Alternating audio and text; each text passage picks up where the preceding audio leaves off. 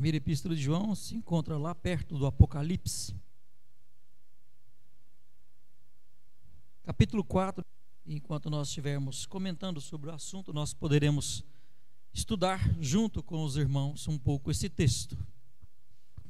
1 João 4, 1 a 8 diz assim: Amados, não deis crédito a qualquer espírito, antes provai os espíritos, se procedem de Deus, porque muitos falsos profetas têm saído pelo mundo afora ou fora. Nisto reconheceis o Espírito de Deus. Todo espírito que confessa que Jesus Cristo veio em carne é de Deus, e todo espírito que não confessa a Jesus não procede de Deus. Pelo contrário, este é o espírito do anticristo, a respeito do qual tendes ouvido que vem e presentemente já está no mundo. Bom, para por aqui, daqui a pouco a gente lê mais um pouco.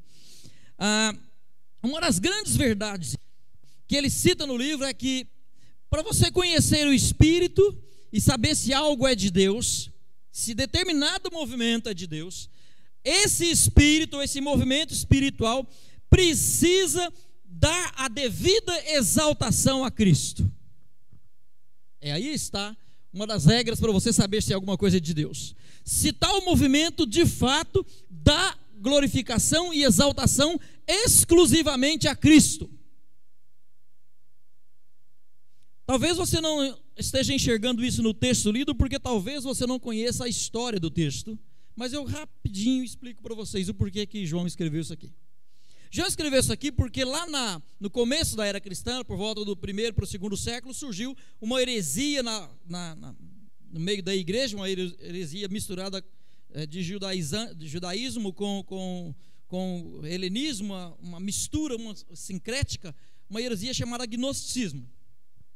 O gnosticismo, rapidamente falando, para vocês entenderem, é o seguinte: eles entendiam que o homem consegue se aperfeiçoar através do conhecimento, e que todo espírito é de fato algo bom, mas a carne é algo que representa uma fraqueza. Portanto, se libertar da carne e viver apenas no espírito seria o homem atingiria um grau de perfeição maior. E então eles fazem classificação entre o que é Deus, o sumo espírito, o espírito total, o diabo, o espírito negativado, o homem que estaria em carne, mas tendo a possibilidade de se aperfeiçoar no espírito, e Jesus Cristo, que porque foi perfeito, era espírito, portanto, não tinha carne. Era alguém que se parecia carnal. Mas como ele era perfeito e sumo bom, só podia ser espiritual e totalmente espírito. Essa ramificação do gnosticismo chamou-se e denominou-se docetismo, porque na língua grega o verbo dokel significa aparecer ou parecer-se, e o tismo é simplesmente nosso sufixo, né? Então, docetismo é a doutrina que diz que Jesus Cristo não se manifestou na carne de fato, mas aparecia em carne. Ou seja, tirava-se de Jesus Cristo tudo aquilo que ele é. Esses dias atrás eu tive uma discussão na sala de aula a respeito da pessoa de Cristo, numa das matérias que eu leciono, e eu falei para os meus alunos: olha, uma das coisas mais difíceis que tem na Bíblia é você conseguir descobrir quando é que Jesus Cristo estava agindo só como Deus ou só como homem, se é que isso é possível.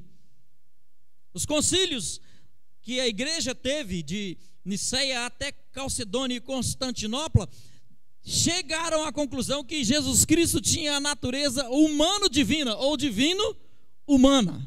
Portanto, impossível de você fazer uma separação. Inclusive, um dos camaradas que estavam discutindo essa doutrina, um tal de Nestório, foi condenado porque quis fazer essa separação nítida entre a pessoa de Cristo. Ou seja, o que está acontecendo é que tirou-se Jesus Cristo do local devido onde ele devia estar para colocar abaixo.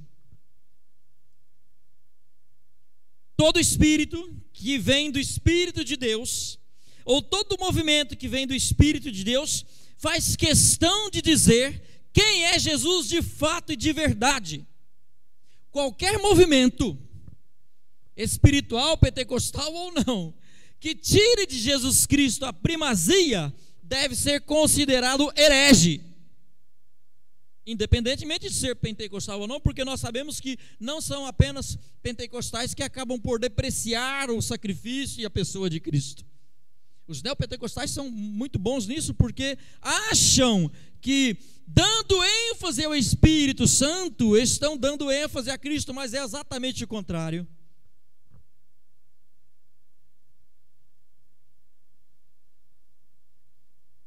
Cristo é o centro de toda a Bíblia.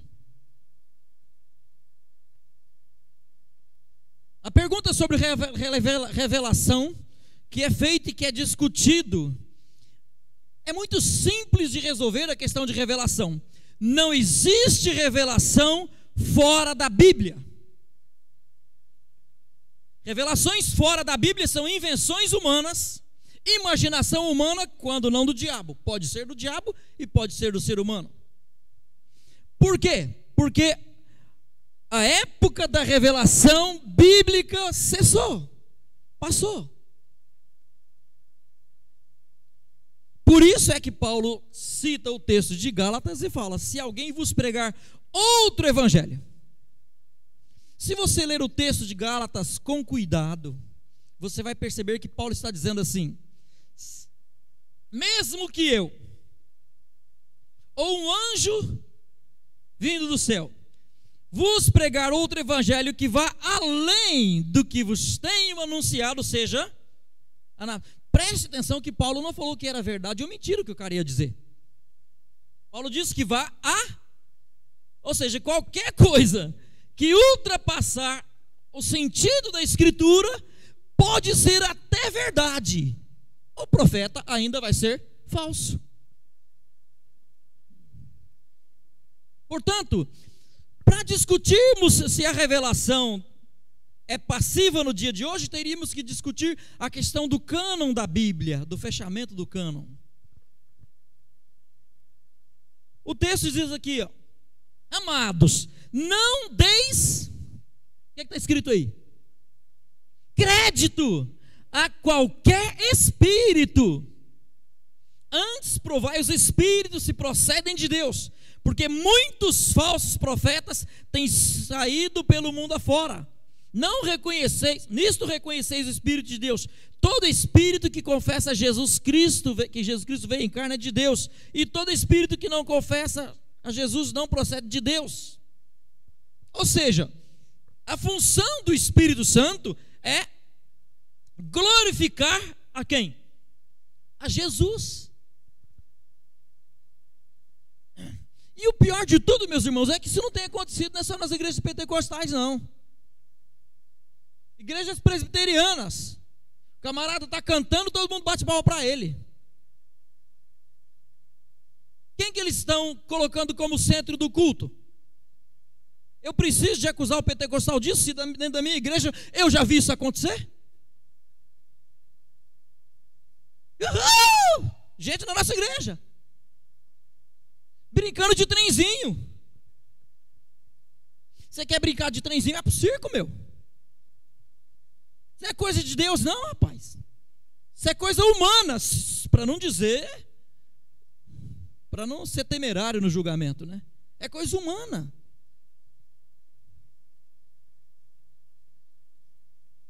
Em 1989 eu cheguei aqui em Rondônia.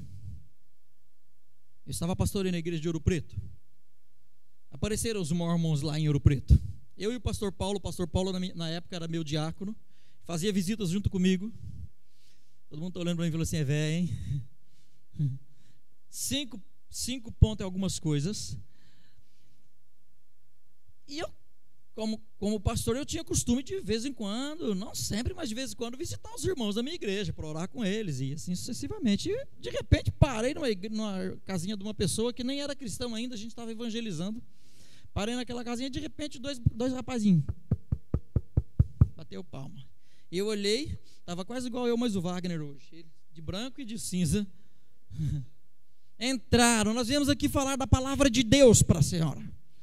Eles não sabiam que eu era pastor, evidentemente. E eu também não contei. E ele pegou a biblinha dele lá e começou a traduzir a Bíblia lá. Hein? Leu um texto, interpretou, e não é assim, senhora. A mulher sabia que eu era pastor, porque ela tinha me convidado, né, para ir lá. Olhou para mim, o que o senhor acha? Eu falei, eu acho que ele está errado. A interpretação está errada.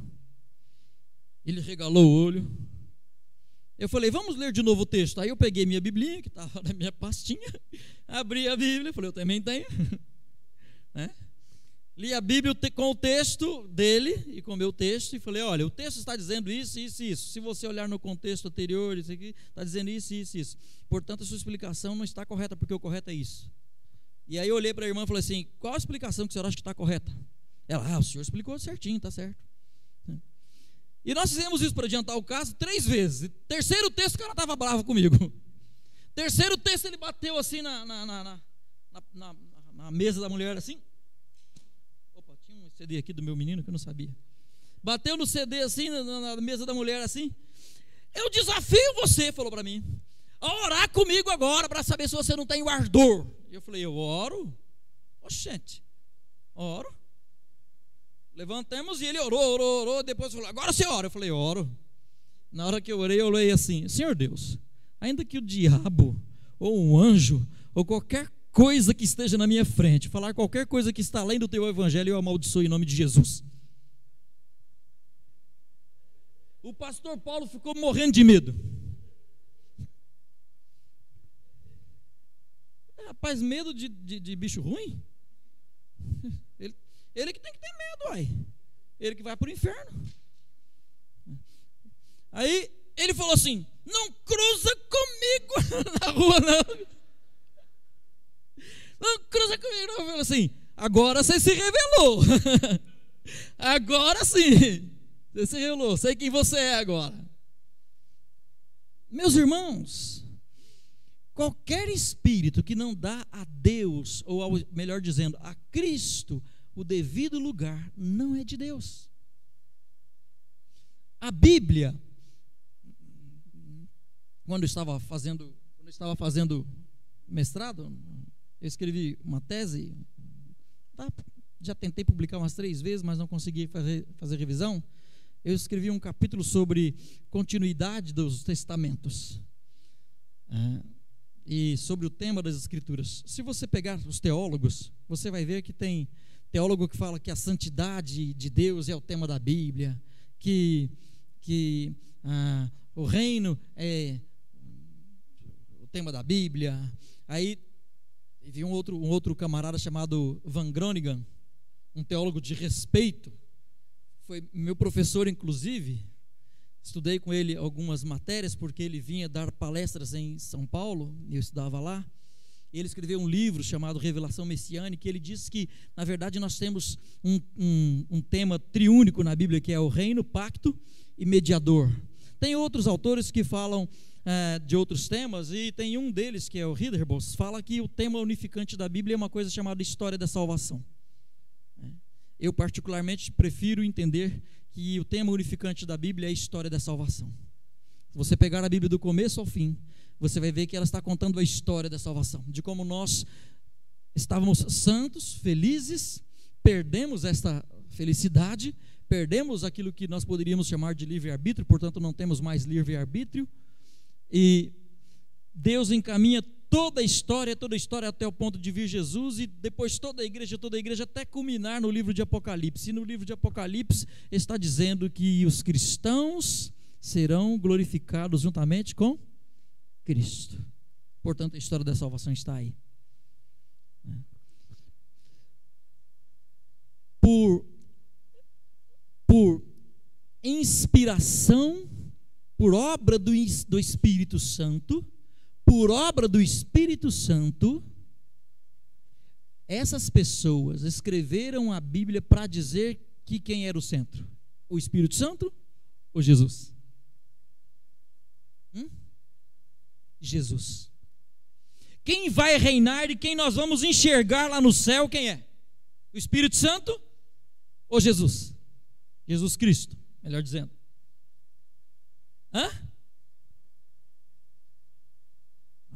nós vamos ver a pessoa de Jesus Cristo. Muito simples, a dedução é muito lógica. Deus é Espírito e importa que seus adoradores o adorem em... O Espírito Santo é o Espírito Santo. Você já viu algum espírito, meu?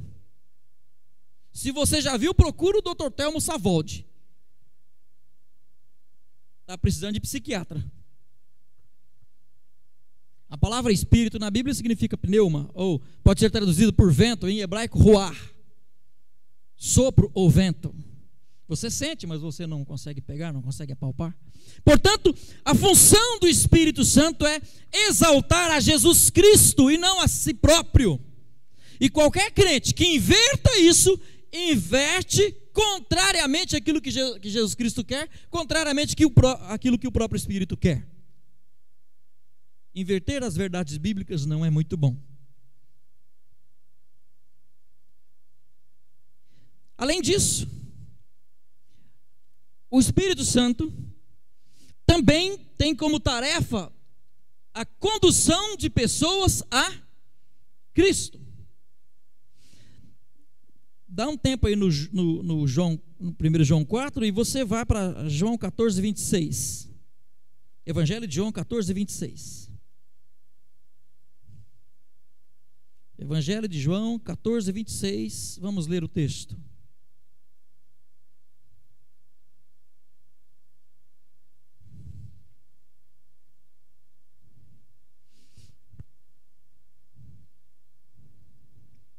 Mas o Consolador, o Espírito Santo, a quem o Pai enviará em meu nome, esse vos ensinará todas as coisas e vos fará lembrar de tudo que o Espírito Santo diz. Não é assim? Lembrar de tudo quem disse? Tudo que eu vos tenho. Veja que a tarefa do Espírito Santo não é dar uma outra mensagem. A tarefa do Espírito Santo não é dar uma profecia. A tarefa do Espírito Santo não é dar poder a você, nesse sentido. A tarefa do Espírito Santo é fazer você lembrar daquilo que Jesus Cristo disse. Olhe mais, olhe o capítulo 16, verso 14. 16, verso 14.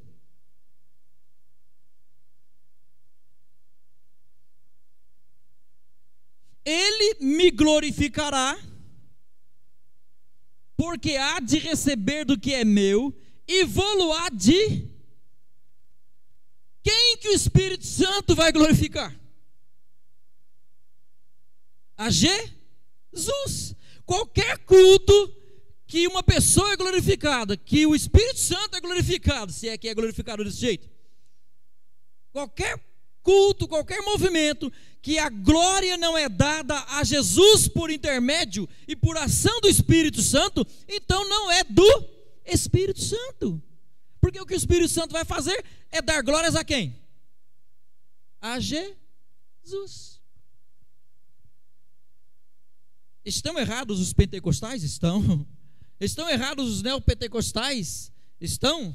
Estão errados esse bando de gente que não sabe o que faz na igreja? Estão. Estão errados os presbiterianos que vão para o culto esquecendo-se que devem dar glórias a Jesus Cristo e fazem show? Estão.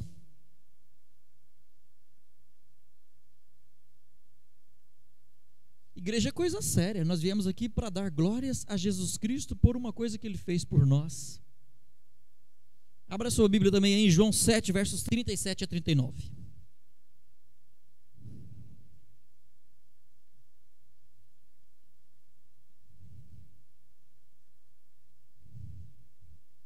João 7, 37 a 39. Vocês querem saber da atuação do Espírito Santo? Querem saber do que o Espírito Santo faz? Olha para esse texto. No último dia, o grande dia da festa, levantou-se Jesus e exclamou: se alguém tem sede, venha a mim e beba. Quem crer em mim, como diz a Escritura, do seu interior fluirão rios de água viva. Isto ele disse com respeito ao Espírito que haviam de receber os que nele crescem, pois o Espírito até aquele momento não fora dado, porque Jesus não havia sido ainda glorificado. Olha que bonito esse texto. Vamos ver o que o Espírito Santo faz de verdade? quem crê em mim, como diz o profeta tal, como diz o profeta Valdomiro, como diz o profeta Malafaia, como diz o profeta, nem eu não vou me colocar nessa situação aqui, viu? Como diz o quê? A Escritura. Pelo amor de Deus, gente, não vai atrás de outra coisa não. Quem crê em mim, como diz a Escritura, o que vai acontecer? Do seu interior fluirão rios de água viva. Ora, as bolas, todos nós sabemos o que é uma figura de linguagem, o que é uma metáfora. Você é cristão, rio de água viva não foi aquilo que o cara tentou fazer ali não. Aquilo é babujada, cheio de bactéria. Não é aquilo não. Rios de água viva significa a presença do Espírito Santo na vida da pessoa ao ponto de contaminar a outra pessoa com o Evangelho de Jesus Cristo. Vocês sabiam que Jonathan Edwards, quando esteve analisando o avivamento do qual ele participou nos Estados Unidos, você sabia que ele usou esse texto de João capítulo 4 que nós lemos para fazer um teste para saber se as coisas que estavam acontecendo eram verdadeiras ou não? Foi esse texto que ele usou. E essas coisas que eu estou falando, muitas coisas que eu estou falando aqui, são tiradas dos escritos de Jonathan Edwards. E ele disse: se um movimento não der a devida exaltação a Cristo, então não é do Espírito Santo. Diz o texto aqui: quem crer em mim, como diz a Escritura, do seu interior fluirão rios de água viva. Isto ele disse com respeito a quem? O Espírito que haviam de receber quem? Quem? Olha aí para o texto, meu irmão, não é para mim não, para a Bíblia. O que que... Todos os que nele crescem. Dá um parênteses aqui, meus irmãos, para tirar algumas dúvidas dos irmãos, se é que tem. O teste para saber se uma pessoa é salva é saber se ele recebeu o Espírito Santo quando creu. Se você ler a Bíblia em Atos 19, você vai ver lá em Atos 19, no comecinho do texto, que Paulo encontrou alguns discípulos, e Paulo faz uma pergunta para eles, e a pergunta é: recebestes o Espírito quando crestes? E eles responderam assim: nós nem ouvimos falar do Espírito. Paulo então fez o quê?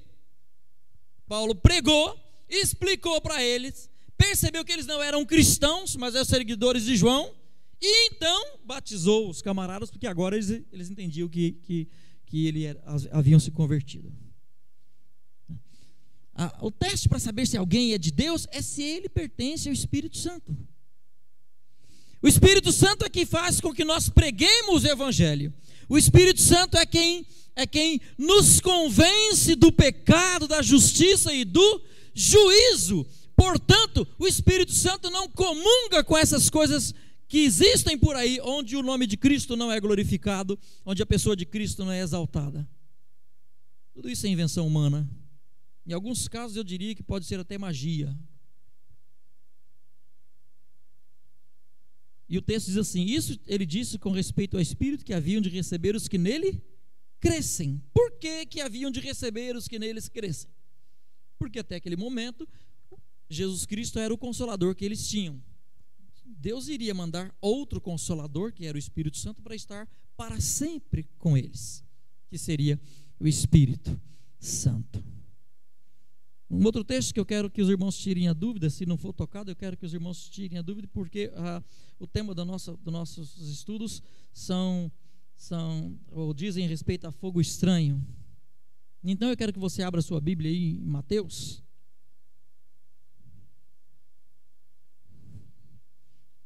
Mateus 3.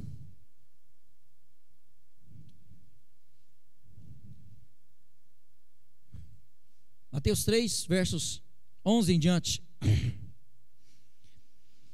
Eu vos batizo com água para arrependimento, mas aquele que vem depois de mim é mais poderoso do que eu, cujas sandálias não sou digno de levar. Ele vos batizará com o Espírito Santo e com fogo. A sua pá ele a tem na mão e limpará completamente a sua eira e recolherá o seu trigo no celeiro, mas queimará a palha em fogo inextinguível. O relato desse texto também se encontra em Marcos. Veja lá em Marcos capítulo 1.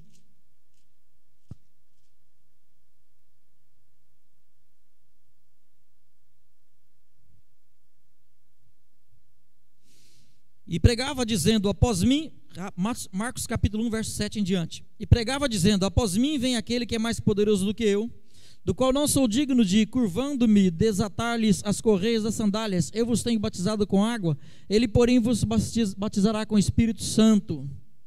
Observe que há uma diferença entre as duas escritas. Percebeu que há uma diferença entre as duas escritas? Na primeira escrita está dizendo, ele batizará com o quê? Com o Espírito Santo e com fogo. E na segunda está apenas, ele vos batizará com o Espírito Santo. Observe agora em Lucas, capítulo 3.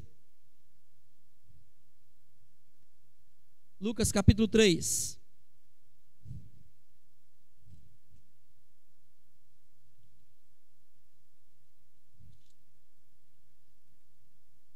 Vê se é Lucas capítulo 3 mesmo. Hã?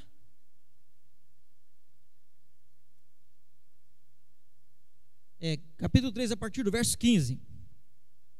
Estando o povo na expectativa e discorrendo todos no seu íntimo a respeito de João, se não seria ele porventura o próprio Cristo, disse João a todos, eu na verdade vos batizo com água, mas venho que é mais poderoso do que eu, do qual não sou digno de desatar-lhes as correias das sandálias, ele vos batizará com o Espírito Santo e com fogo. A sua pá ele a tem na mão para limpar completamente a sua eira e recolher o trigo no seu celeiro, porém queimará a palha em fogo inextinguível. Agora olhe bem para o texto, meu irmão, e vamos fazer aqui uma leitura do texto muito simples. Diz assim,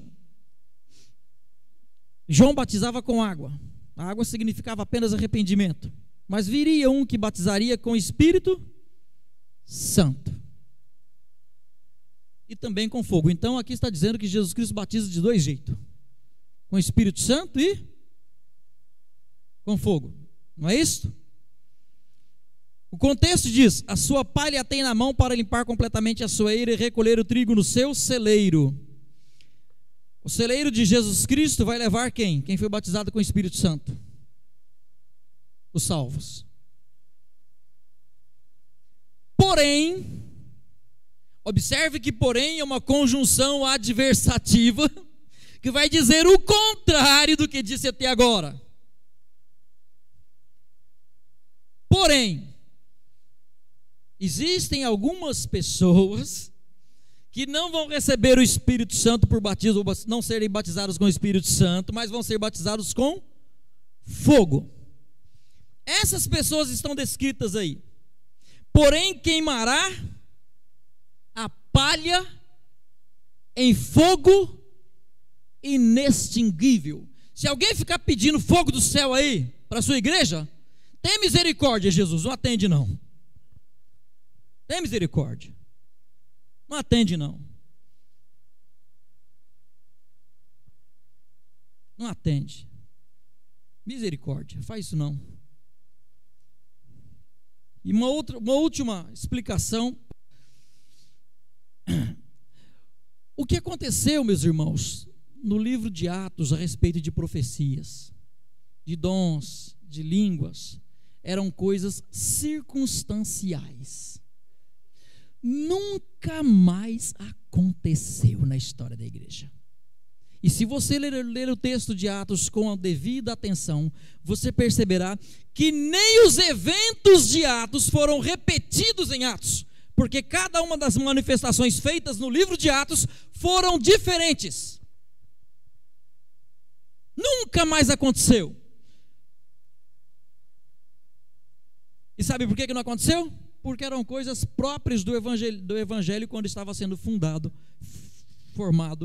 pelos profetas. Nós cristãos precisamos parar com essas bobeiras de achar que tudo que acontece na Bíblia tem que acontecer com a gente. Eu manco como Jacó. Eu não. Para você mancar como Jacó, tu tem que lutar com quem? No vale contra quem? Contra a manifestação do verbo divino. Você não vai mancar como Jacó não, meu amigo. Aí uma mulher chega na televisão, canta uma música assim: Sadraque, Mesaque e Abednego entraram na fornalha e não tiveram medo. Eu tenho, porque eu não sou Sadraque, Mesaque e Abednego e não sei se Deus reservou isso para mim. Porque isso era próprio de Sadraque, Mesaque e Abednego. Nunca mais repetiu, nunca mais vai repetir. E aí de você se tentar repetir. Faz um teste, entra numa cova cheia de leão e fala: ó Senhor Deus, como Daniel, me salva aqui. Somente se for uma coisa destinada por Deus no momento de provação. Só. Mas isso só você e Ele vai saber. Não fique tentando fazer com que outras pessoas façam a mesma coisa, porque é mentira. Preste atenção numa outra coisa, ó. Deus falou para Oséias assim, ó: você vai fazer o seguinte, cara. Você é meu profeta, mas você vai casar com uma prostituta. Para lá, meu amigo. Para lá.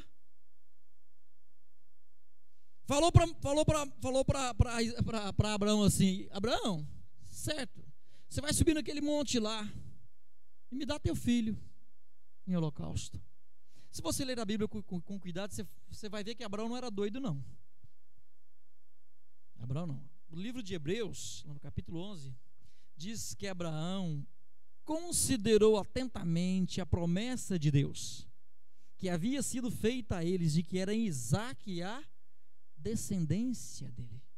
E que por isso ele sabia que de alguma forma o filho dele voltaria. Então por isso ele foi: se Deus mandou, eu tenho certeza que ele não falha na sua promessa, então meu filho vai voltar. Não sei, provavelmente ressuscitado. Ele não era doido. Agora pergunto: Deus está mandando você sacrificar seu filho? Era coisa especificamente do tempo em que a Bíblia estava sendo revelada, que o cânon estava sendo formado. E depois que esse cânon foi formado com o último livro, dando para a gente o nosso destino, dizendo o que vai acontecer com a humanidade lá no final das contas, acabou, não tem mais revelação. Tudo isso que vocês veem nas igrejas por aí, me desculpem se você gosta de assistir esses programas bobos da televisão, é apenas fingimento, falsidade, mentira deslavada e imbecil, me desculpe a palavra forte, mas imbecil daquele que fica seguindo, que fica olhando. O Espírito Santo conduz pessoas a Cristo. O texto de João 7, 37 e 39, Jesus Cristo usa a figura que eles muito bem conheciam da água, da falta de água que eles tinham lá naquela região árida, sem água, e fala, e é engraçado que aqui é uma das poucas vezes que Jesus Cristo grita, né? Jesus Cristo acalmou o mar, e Jesus Cristo não gritou assim para o mar: acalma! Nem deu tapa no mar, né? Jesus Cristo falou assim: acalma-te, fica quieto. E o mar ficou quieto. Mas uma das poucas vezes em que Cristo grita na Bíblia é nesse texto. Esse texto, o verbo utilizado aqui é o verbo kradzo, que significa falou com uma voz muito forte. A festa de tabernáculos estava acontecendo, eles passavam uma semana toda fazendo a festa, e no último dia era o dia em que eles faziam a festividade maior, traziam as taças cheias de água para relembrar o tempo em que eles haviam passado a necessidade lá no deserto e como Deus havia os provido com a água. Então Jesus Cristo naquele momento colocou-se diante deles e disse em alta voz, ou clamou, ou exclamou, ou gritou: quem tem sede, vem a mim e beba.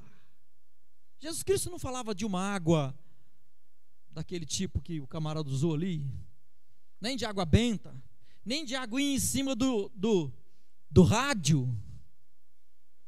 Isso é idiotice pura. Nem de água do Jordão.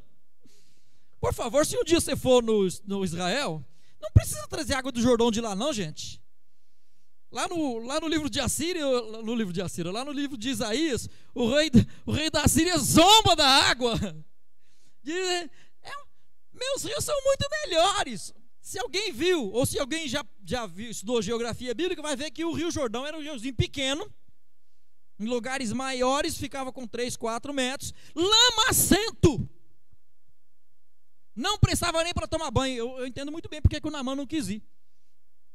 Sujo, lamacento, não traz água de lá não, meu irmão. Vir de Israel não faz sentido não. Isso são coisas que cheiram aquilo que nós chamamos de superstição.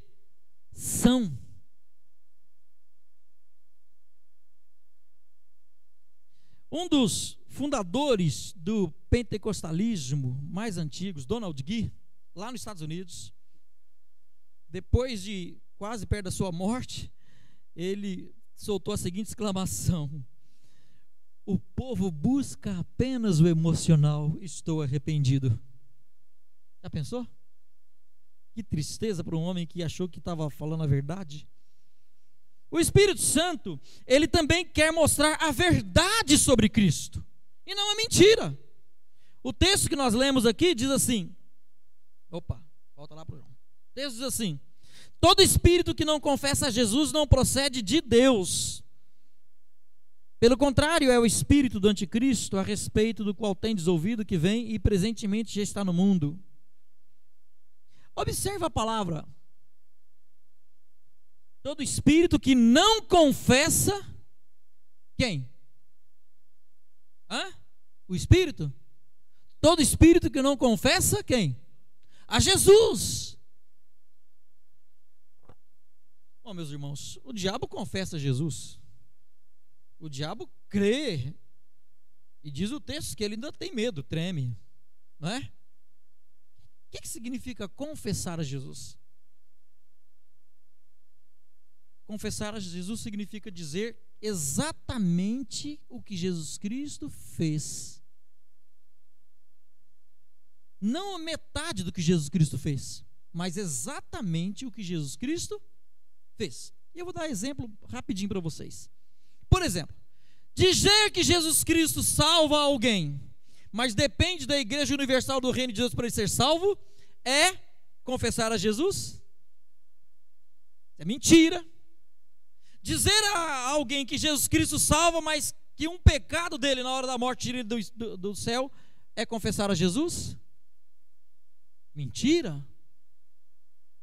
Dizer que Jesus Cristo salva, mas se você não levar uma vida santa, totalmente santa, você não vai ser salvo, é confessar a Jesus? Não. Eu vou dar um exemplo de uma pessoa que viveu uma vida totalmente desregrada, que não fez nada certo, e ainda assim foi salvo. Pode ser? Posso dar esse exemplo? Está certo que o exemplo não foi eu que dei, foi Jesus Cristo que deu, né? O ladrão na cruz. Rapaz, eu vou falar uma coisa para você. Se eu fosse Jesus, eu não teria salvo aquele ladrão, não.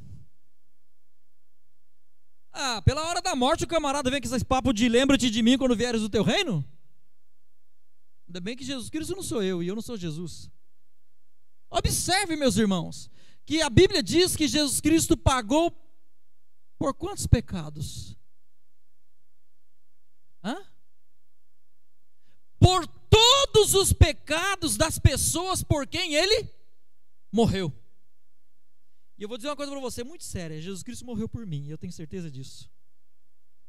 Eu sei que estou tentando levar uma vida bem santa, estou tentando, mas eu sei que eu também não sou lá muito boa coisa não.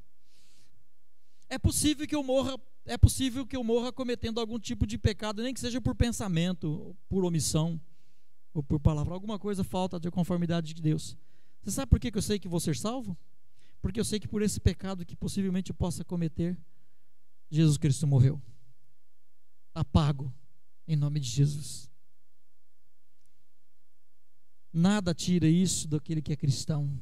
Verdadeiro cristão não precisa seguir a aguinha benta, não precisa ir atrás de prosperidade, não precisa ir atrás de dinheiro, não precisa ir atrás de movimentos.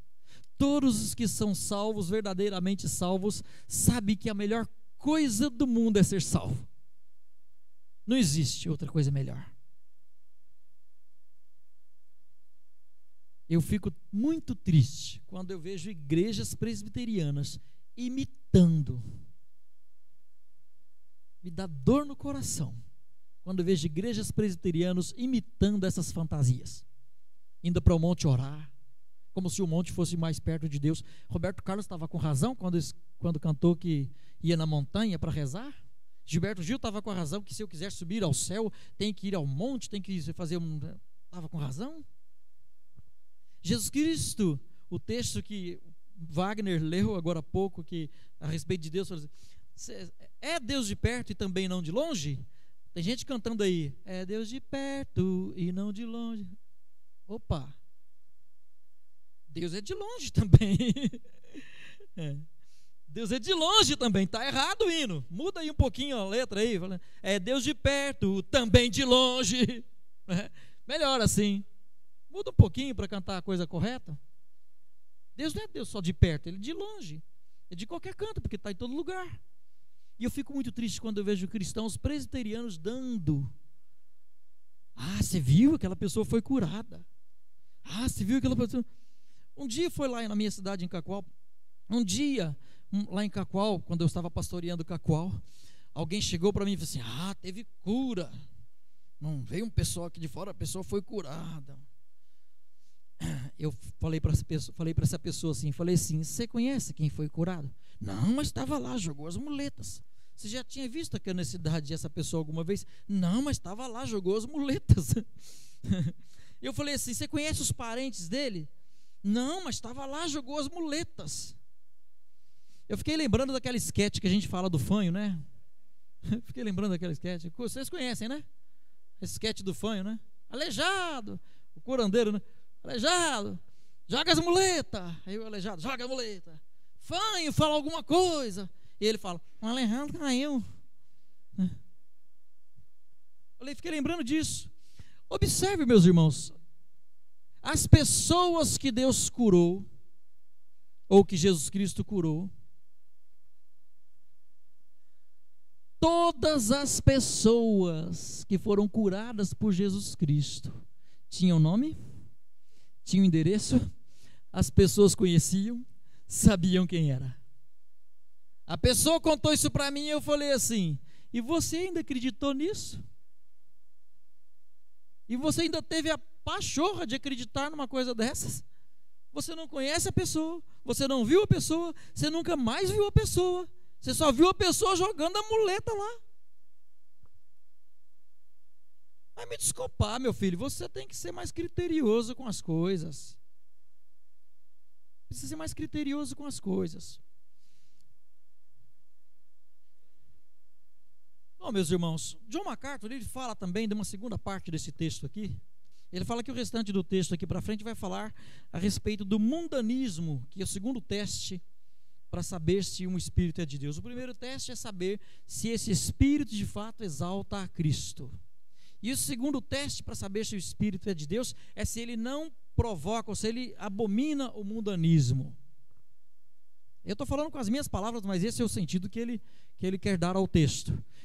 Meus irmãos, profeta de Deus não quer ver a igreja dele cheia de coisas mundanas, não. Nós não temos interesse nenhum em copiar coisas do mundo, não. Eu só queria dizer para você o seguinte, teste o seu pastor. Teste o profeta. Faça um teste com ele, veja se ele está aceitando muita coisa mundana, muita novidade na tua igreja. Vê se ele não faz um exame criterioso daquilo que está acontecendo. Agradeço a atenção de vocês, pelo que foi dito, pelo que foi falado. Espero que vocês tenham aprendido um pouco da palavra de Deus, através da instrumentalização de Deus da minha pessoa. Amém?